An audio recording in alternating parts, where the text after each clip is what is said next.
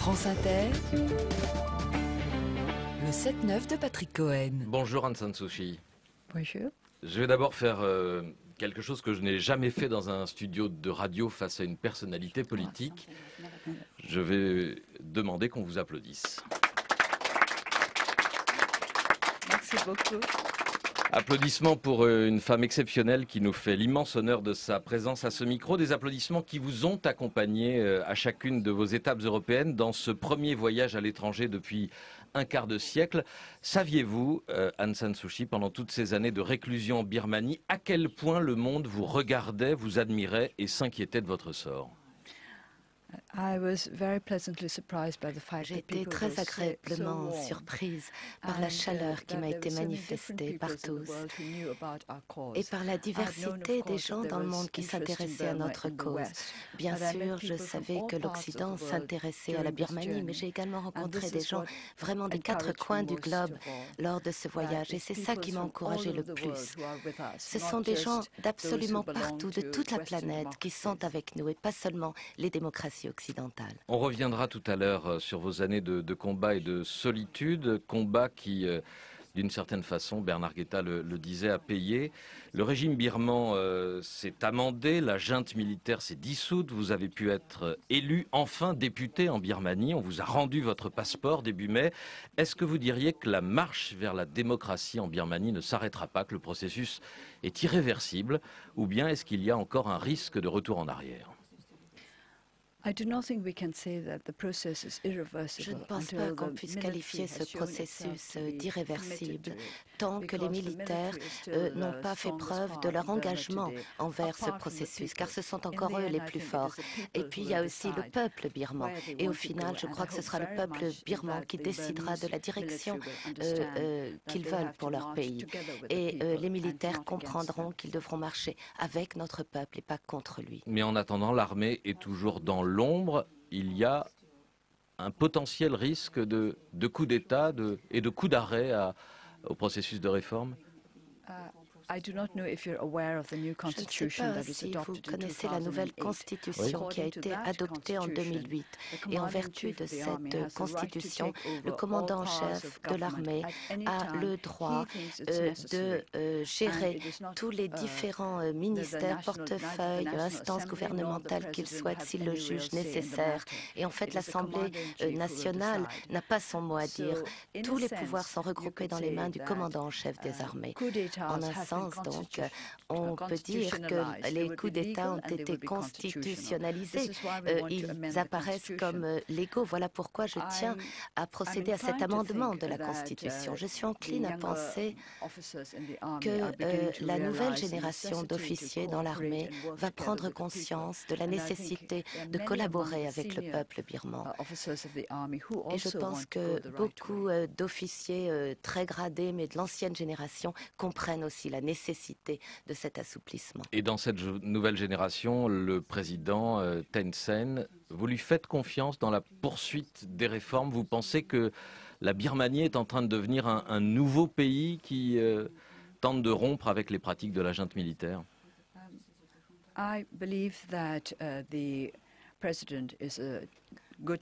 Oui, je crois que notre président actuel est un homme bon et honnête.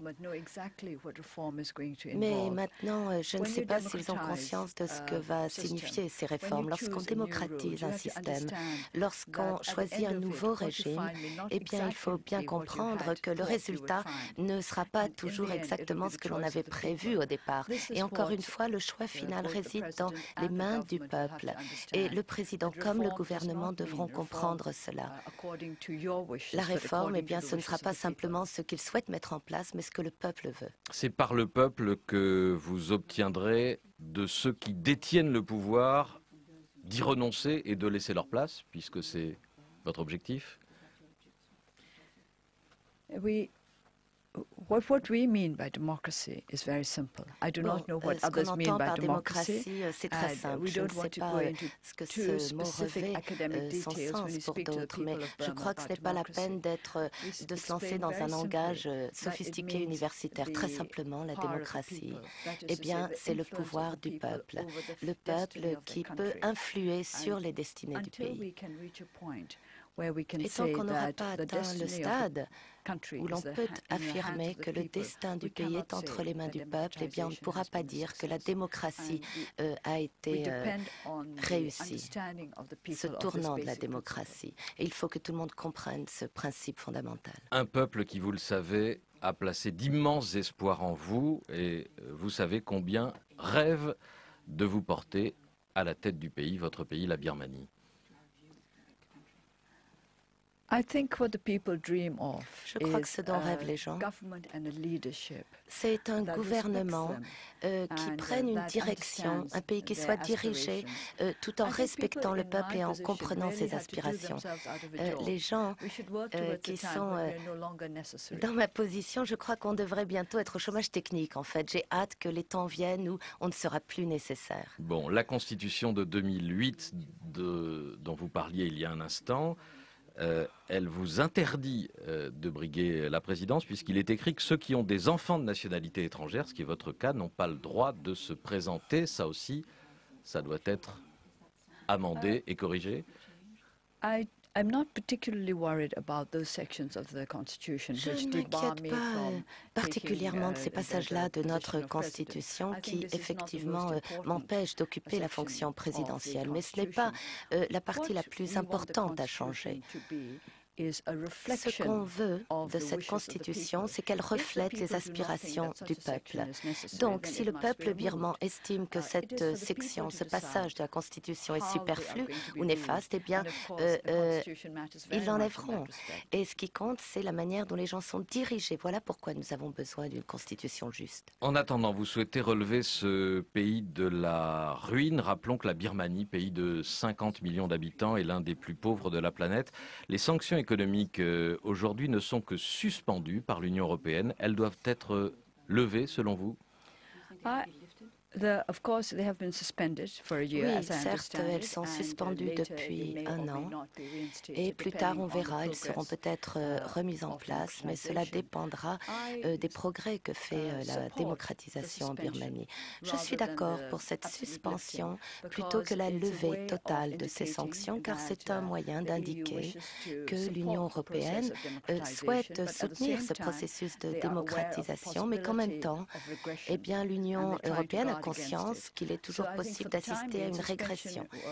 Donc, dans l'immédiat, la suspension me semble le meilleur choix. Et bien sûr, si la Birmanie progresse vraiment sur la voie de la démocratie, eh bien, ces sanctions pourront être levées. Il y a beaucoup à faire sur le plan économique dans votre pays. Vous avez, depuis le début de votre tournée en Europe, appelé aux investisseurs étrangers en voyageant depuis quelques semaines, d'abord en Thaïlande, à Bangkok, puis en Europe. Vous avez pris conscience du retard de votre pays?